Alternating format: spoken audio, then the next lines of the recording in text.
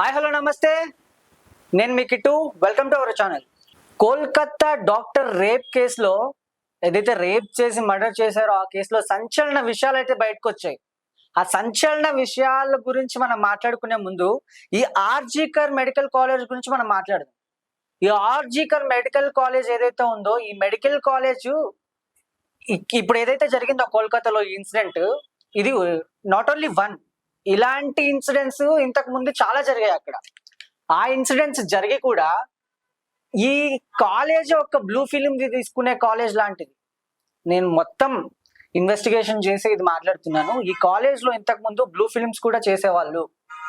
ఏదైతే డాక్టర్స్ కానీ యాజమాన్యం కానీ ఇంకా ఎవరైతే అక్కడ పనిచేస్తున్నారో ఆ ఆర్జికల్ మెడికల్ కాలేజ్ లో హెడ్స్ ఎవరైతే ఉంటారో వీళ్ళందరూ బలవంతంగా అక్కడున్న స్టూడెంట్స్ కానీ అక్కడున్న స్టాఫ్ కానీ వీళ్ళు బెదిరించి వాళ్ళతో, మనకు తెలుసు డాక్టర్స్ అంటే నార్మల్ గా మత్ ఇంజక్షన్లు ఇవ్వచ్చు, ఇంకొక టాబ్లెట్స్ ఇంకొకటో ఇచ్చి ఇలాంటి చెత్త వీడియోలు తీసి సోషల్ మీడియాలో పోస్ట్ చేసేవాళ్ళు. ఇది రికార్డెడ్ అండి. ఇంతకు మీరు కావాలంటే ఈ ఆర్జికర్ మెడికల్ కాలేజ్ లో ఉన్న మెడికల్ స్టూడెంట్స్ వీడియోస్ కూడా ఈ మధ్య వైరల్ అవుతున్నాయి. నేను చూశాను వాటిని.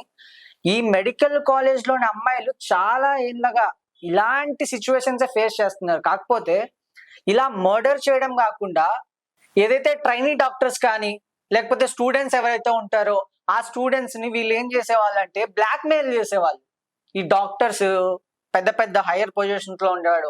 మెయిన్ గా చెప్పాలంటే ప్రిన్సిపల్, వాడొక చండాలమైన నీచ నికృష్టుడు. చెప్పాలంటే ఎవరైనా కాలేజ్ కి కానీ ఇంకొక దానికి హెడ్ గా ఉన్నప్పుడు వాడు ఇంత పెద్ద ఇన్సిడెంట్ జరిగినప్పుడు వాడు ఏమన్నాడో తెలుసా అండి?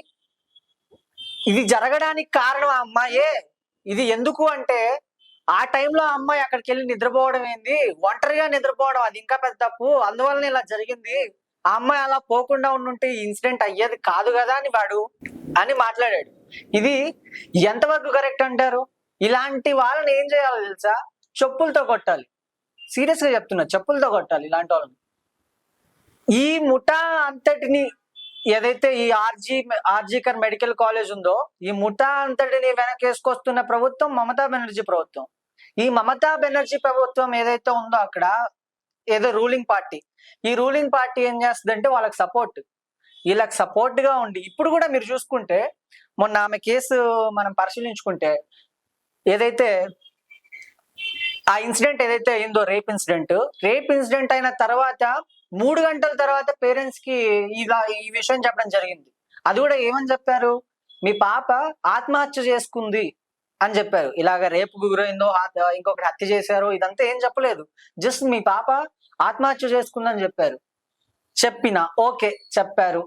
వాళ్ళ పేరెంట్స్ వచ్చిన తర్వాత అయినా కూడా వాళ్ళ పేరెంట్స్ కి వాళ్ళ పాప ఎలా ఉంది, వాళ్ళ పాప కండిషన్ ఏంటి, ఏం జరిగింది అనే విషయాలు చెప్పకుండా 3 అవర్స్ వెయిట్ చేయించారు వాళ్ళని. అక్కడికి వచ్చిన తర్వాత కూడా ఆ 3 అవర్స్ వెయిట్ చేసిన తర్వాత కూడా అక్కడికి వెళ్తే ఈ పోలీసు వాళ్ళు ఏదైతే ఉన్నారో ఒక ఫోటో తీసుకోమని అలో చేశారంట అండి. వాళ్ళ తండ్రిని ఎవరైతే ఉన్నారో అక్కడ తండ్రి, ఒక ఫోటో తీసుకోండి మీరు అని చెప్పి అలో చేశారు. అంటే ఇక్కడ మీరు గమనిస్తే 3 అవర్స్ వాళ్ళు గ్యాప్ తీసుకోవడం జరిగింది. అక్కడ 3 అవర్స్ తర్వాత వాళ్ళని అక్కడికి అలో చేశారు. ఈ 3 అవర్స్ లో ఏం జరుగుతుందంటే అక్కడున్న సాక్ష్యాలని తారుమారు చేయడానికే వాళ్ళు ఆ 3 అవర్స్ టైం తీసుకున్నారు. ఇంకా పోలీసుల గురించి మనం మాట్లాడదాం. పోలీసులు ఏంటంటే పోస్ట్ మార్టం చేయకుండా మామూలుగా మనకు ఆ ఫోటో చూస్తేనే మనకు అర్థమైపోద్ది ఏంటి ఆ పిల్లని హత్య చేశారా లేకపోతే రేప్ చేశారా ఏవైనా. ఇప్పుడు మనకు ఆత్మహత్య చేసుకున్నారంటే ఎలా ఉంటారు, హత్య చేస్తే ఎలా ఉంటారు అనేది జనాలకు తెలుసు, మీకు తెలుసు, నాకు తెలుసు, అందరికీ తెలుసు. కానీ అక్కడ చూసినోడు వాడు ఎవడైతే ఆ పోలీసు వాళ్ళు ఉన్నారో వాళ్ళకైనా తెలియదా అండి అది హత్య, రేపా లేకపోతే ఆత్మహత్య అని? వాళ్ళు పోస్ట్ మార్టం చేయకుండా ఆత్మహత్య అని ఎలా చిత్రీకరిస్తారు దీన్ని? అంటే ఈ సంజయ్ రాయ్ గారు ఎవడైతే ఉన్నాడు వీడు పోలీస్ శాఖకు సంబంధించిన వాళ్ళకి సహాయక అధికారిగా అక్కడ వ్యవహరిస్తున్నాడు. వీళ్ళకి సహాయం చేస్తూ ఉంటాడు పోలీసు వాళ్ళకి. సో వాడిని వెనకేసుకుంటూ రావడానికి ఈ పోలీసు వాళ్ళు దాన్ని కప్పిపుచ్చారు.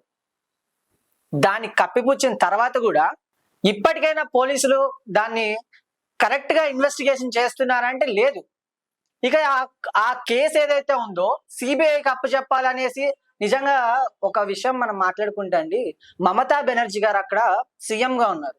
మామూలుగా ఏ ప్రజలకు అన్యాయం జరిగినా, ఇంకొక అధికారులకు అన్యాయం జరిగినా, గవర్నమెంట్ ఆఫీసర్స్ కి అన్యాయం జరిగినా, డాక్టర్స్ జరిగినా, పోలీసులు జరిగినా, ఏ జరిగినా ఫస్ట్ స్పందించాల్సింది ఎవరంటే ప్రభుత్వం. ఆ ప్రభుత్వమే ఈరోజు మమతా బెనర్జీ గారికి నిజంగా సిగ్గుచేటండి. ఏంటంటే ఆమె రోడ్డుపైకి వచ్చి పాపకి న్యాయం జరగాలి అంటుంది ఏంటండి? ఆమె ఒక సీఎం అయ్యుండి కూడా పాపకి ఆమె న్యాయం చేసే స్టేజ్ లో ఉండి కూడా న్యాయం జరగాలి పాపకని ఈమె రోడ్డుపైకి రావడం ఏంటండి? ఆశ్చర్యం కాకపోతే. ఇదంతా కుట్రపూరిత చర్యలు. దీని వెనకాల ఆ రేప్ కేసు ఏదైతే ఉందో దీని వెనకాల వాళ్ళ ఫ్రెండ్స్ ఉన్నారా, లేకపోతే ఆ సంజయ్ రాయ్ గారు ఉన్నాడా, సంజయ్ రాయ్ గారితో పాటు వచ్చిన వాళ్ళు ఇంకెవరైనా ఉన్నారా, లేకపోతే ఆ కాలేజ్ యజమాన్యం ఉందా, ప్రిన్సిపల్ ఉన్నాడా, ఎమ్మెల్యే కొడుకున్నాడా, ఎంపీ కొడుకున్నాడా అనే వాస్తవాలు ఏంటంటే ఇవి ఎవరికి తెలియదు. ఒక సంజయ్ రాయ్ గారు ఒక్కడే బయటపడ్డాడు, కానీ దీని వెనకాల ప్రముఖ పారిశ్రామికవేత్తల కొడుకులు అయితే కంపల్సరీగా ఉంటారు.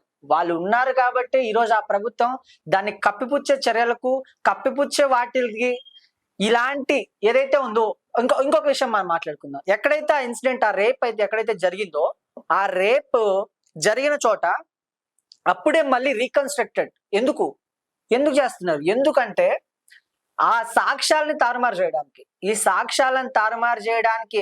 అదేంటండి, ఇన్నేళ్లగా మీకు ఇదే స్టూడెంట్స్ అదే హాల్లో నిద్రపోతున్నారు, అప్పుడంతా చేయని రీకన్స్ట్రక్టింగ్ వాళ్ళకి ఇప్పుడు ఎందుకు చేయడం అని ఎవరైనా అడిగితే ఏమంటారు తెలుసా? ఇన్సిడెంట్ జరిగిన తర్వాత ఇప్పుడు మళ్ళీ రీకన్స్ట్రక్టింగ్ చేస్తున్నారు. చేసేదేదో అటు పక్క చేసుకోవచ్చుగా, ఇక్కడే వచ్చి చేస్తున్నారు. దీన్ని బట్టి ఏమవుతుందంటే అక్కడున్న సాక్ష్యాలని తారుమారు చేయడం. లిటరల్ గా ఇదంతా అక్కడ ఏదైతే రూలింగ్ పార్టీ ఉందో ఆ రూలింగ్ పార్టీ చేస్తున్న చర్యలు ఇవన్నీ. ఈ రూలింగ్ పార్టీస్ ఎలా ఉంటాయంటే వాళ్ళ అధికారులు కానీ, వాళ్ళ రాజకీయ నాయకులు కానీ, వాళ్ళ కొడుకులో, వాళ్ళ రిలేటివ్స్ ఇంకెవరైనా ఇలాంటి ఇన్సిడెంట్ లో పాలు పంచుకుంటే దీన్ని కప్పిపుచ్చడానికి ఇలాంటి చర్యలకు పాల్పడతారు వీళ్ళు. అంటే గవర్నమెంట్ కి తెలియకుండా ఆర్జీఐ మెడికల్ కాలేజ్ కి ఇలా రీకన్స్ట్రక్షన్స్ ఇవన్నీ ఉండవు కదండి. మొన్న శాంతియుతంగా వీళ్ళు చేస్తున్న ర్యాలీ ఏదైతే స్టూడెంట్స్ ఉన్నారో, ఈ ఆర్జీఆర్ మెడికల్ కాలేజ్ స్టూడెంట్స్ ఉన్నారో, వీళ్ళు శాంతియుతంగా ఇక్కడ ధర్నా చేస్తుంటే అక్కడ కోల్కతాలో కొంతమంది దుండగులు వచ్చి వాళ్ళ మీద దాడి చేసి విచక్షణ రహితంగా వాళ్ళని కొట్టి వాళ్ళని గాయాల పాలు చేసి అదే విధంగా అక్కడున్న ఫర్నిచర్ అంతా ధ్వంసం చేసి వెళ్ళారు. అంటే ఎవరుంటారు దీని వెనకాల? సంజయ్ రాయ్ గారికి అంత బ్యాక్గ్రౌండ్ ఉందా అంటే అంత బ్యాక్గ్రౌండ్ లేని మనిషి కదా. మరి అంత బ్యాక్గ్రౌండ్ ఉన్న వాళ్ళు ఎవరుండి నీకు అంత దుండగులను పంపించి విద్యార్థులను చెదరగొట్టి సాక్ష్యాలు తారుమారు చేసే అంత స్టేజ్ వాళ్ళు ఎవరున్నారు అందులో అనేది మనం ఆలోచించదగ్గ విషయం అండి. ఇది ఇలా దుండగులతో చెదరగొట్టారు, ఓకే, అది కూడా ఓకే అండి. ఇది ఎవరో దీని వెనకాల ఉన్నారు, చేయిస్తున్నారు అని మనకు స్పష్టంగా దీన్ని అర్థమవుతుంది. కాకపోతే ఏంటంటే ఈ ఏదైతే అమ్మాయి రేప్ చేసిన డెడ్ బాడీ అయితే ఏదైతే ఉందో దాన్ని పోస్ట్ మార్టం చేయకుండా వీళ్ళు దాన్ని ఆత్మహత్య అని చెప్పారు. ఓకే, చెప్పారు అనుకోండి.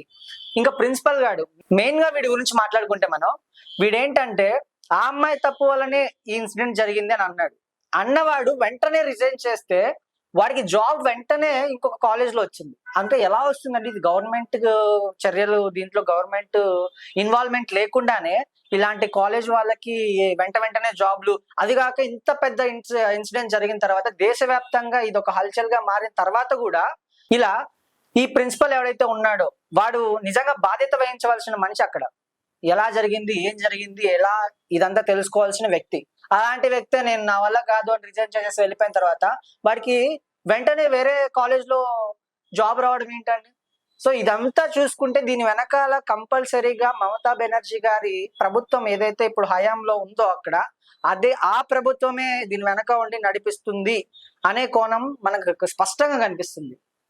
సో దయచేసి ప్రతి ఒక్కరు ఏదైతే డాక్టర్ విద్యార్థులు ఏదైతే ఉన్నారో వాళ్ళే కాకుండా ప్రతి ఒక్కరికి అన్నా చెల్లెలు ఉంటది, అక్క ఉంటది, అమ్మ ఉంటది. మన ఇంట్లో వాళ్ళకి ఈ విధంగా జరిగితే మనం ఎలా స్పందిస్తామో అదే విధంగా దేశవ్యాప్తంగా ఓన్లీ డాక్టరేట్ స్టూడెంట్సే కాదు, డాక్టర్ చదివే స్టూడెంట్సే కాదు, అందరూ వచ్చి ఈ విషయంలో పాల్పంచుకోవాలి.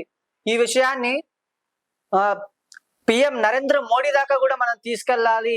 ఏదైతే ఆ బాధిత ఫ్యామిలీకి ఉందో వాళ్ళకి మనం న్యాయం జరిగేట్టు పోరాడాలి అని ఈ రోజు నేను ఈ మీడియా ముఖంగా తెలియజేసుకుంటున్నాను. నమస్తే.